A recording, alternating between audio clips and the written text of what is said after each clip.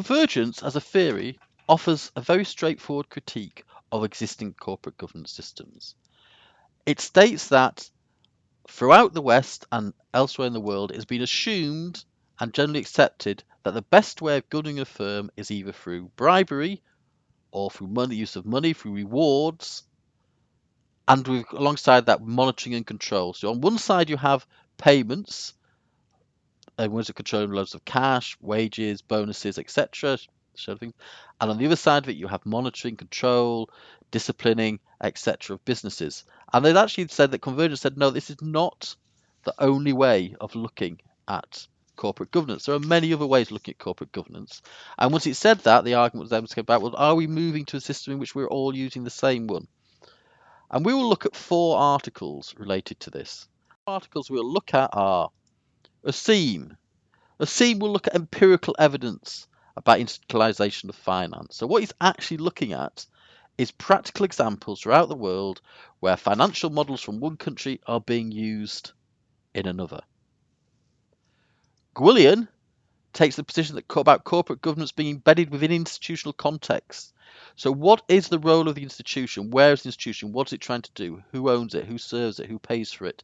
And he's saying that there corporate governance is embedded, and therefore you can have convergence between 2 similar organizations as in roles that may have been set up very differently but now doing similar jobs in very different markets. You may have one working in, for instance, Japan will be adopting models that are very similar to the models that have been adopted in the US, UK, and similar to models that have been adopted in Germany.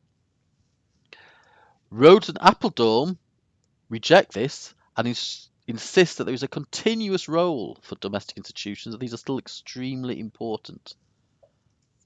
And Branson, finally, that family ownership remains dominant globally, and therefore, in fact, the model that we're considering, which is share owners, people sitting outside the companies, etc., is not relevant simply because this is not actually a major form of ownership. We have a few big companies in the West that are owned by the shareholder model, FTSE 500, that sort of thing. Sounds like a lot, but in terms of the sheer number, the massive number of corporations that are out there, businesses are out there, it is small beer. So Asim looks at it. What did he come up with? He believed importance about the institutions. That institutions across the world wanted to be able to make investments in different parts of the world. The institutional investors were discovering wider world of low-risk capital, and company directors' discovery of additional source of finance meant that a director in Japan looking for money, instead of just looking for the Japanese banks who may insist on having a seat on the board, might look for investment from America, where the investment might come cheaper, it's cheaper in having to give up less control, and all you have to do is make sure that a satisfying supply of money, flow of money goes back to the investors. For this to work, you have to have a way of converting Japanese accounts, Japanese governance systems, into something that's understandable to the investors in the West. If you want their money, you have to talk to them in a language they understand and provide different events. So we have a situation in which directors are looking worldwide for finance, institutions which are beholden to shareholders, so we use the basic broadly. These could be hedge funds, they could be Berkshire Capital, Berkshire Hathaway, which is owned by Warren Buffett, with the world's best investors. These all have people they are answerable to, returns they require, investments they require. And therefore it looks on the idea that these directors, they want this money. All these small new capitalists are not particularly bothered about the way that the firms are running on a day-to-day basis. They just have general rules about behavior and performance. And for that we have something called classical total convergence theory. That means that everybody is slowly moving in the direction of having exactly the same way of running, same way of keeping things. The work of Asim was non-judgmental, it was positivist. It was not actually trying to say whether it's right or wrong, it was saying this is what's happening. The idea, of course, is that companies would change the way they operated to enhance shareholder returns to shareholders in different countries, which required them to operate in the same way as other countries did. However, said no, the institutional context was important. And what he said was that the law in each country interacts with the global culture and the ability, the globalization comes along, allows us to spread out the world, people have different ways of doing things, but local law still actually context it. And this is what came up with something that he called residual theory.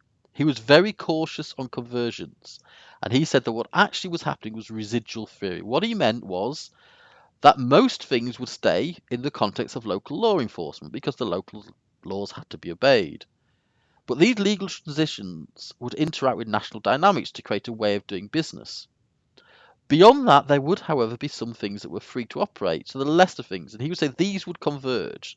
So, for instance, the way of reporting profits, etc., for local taxation purposes may have to stay the same, but some of the elements of, for instance, the way they traded or the way they actually changed money, etc., could be done in a new area. Those things that were not key to the local culture and characteristics could be allowed to conserve. They were residual to the major work. That is why it's known as residual theory. Gwilyn, much more cautious than Osim. Top of this, we have the odds of Rhodes and Appledon. Rhodes and Appledon were not just reporting in the way that Osim was, and to a lesser extent the way Gwilyn was. They had normative arguments. They were saying this is how it should be. They were putting there. They were opposing the arguments of Osim, who was positivist empirical, who was saying that actually we should not just report, and this is a strong argument in academic, do we just report the way it is or do we argue for the better way of doing it? I hope that those of you, the fact you're listening to this lecture suggests that you're people who believe that we should be arguing about the best way of doing it, that therefore we should be taking a normative approach. The normative argument was put forward by Rhodes and Appledon that there should be a continuous role mostly for domestic institutions. That this argument was in favour of national structures which had delivered prosperity in the past. This is how it is, this is how it should be. As opposed to the idea that of arguments of saying this is how it could be developed, this is where it's going. It was also a normative diversity theory in the fact it was suggesting that the very difference between them is a strength. And actually arguing that in certain cases divergence would take place, that actually people would play more to their strengths.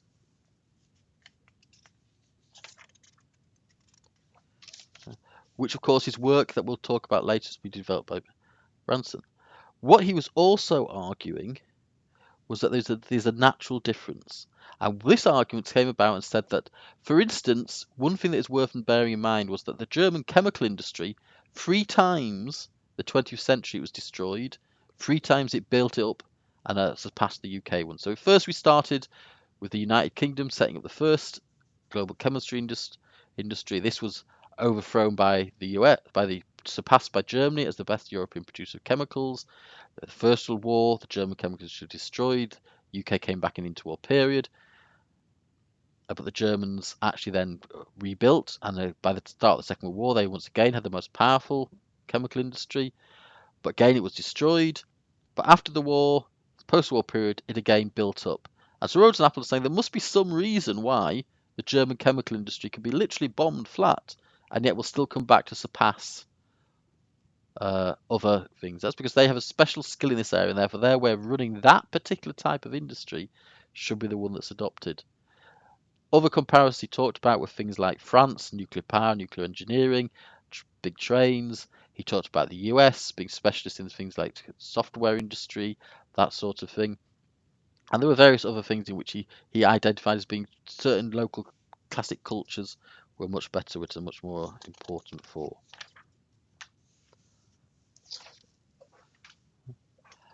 We had Branson.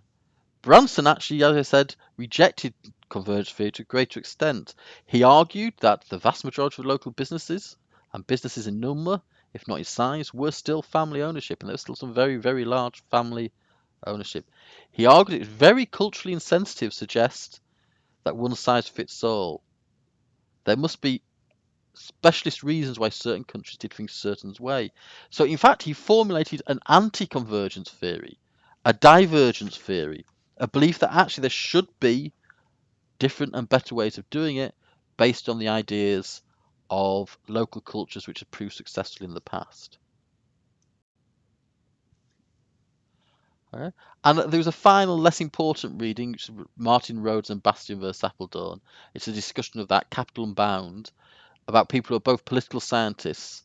They argued about capitalism is diverse and there are national systems, and therefore they should each of them should allow themselves to actually develop those parts of the national system for good. So the part of the national system that gave Germany engineering uh, an advantage should be kept, but then some other parts of it, for instance, maybe in the way of fundraising, financing, it might possibly do different. Again, there might be parts of the French system where you say heavy engineering, trains, that sort of thing, should actually be kept, but they're also at the same time. It's a sub-argument to Gwillian.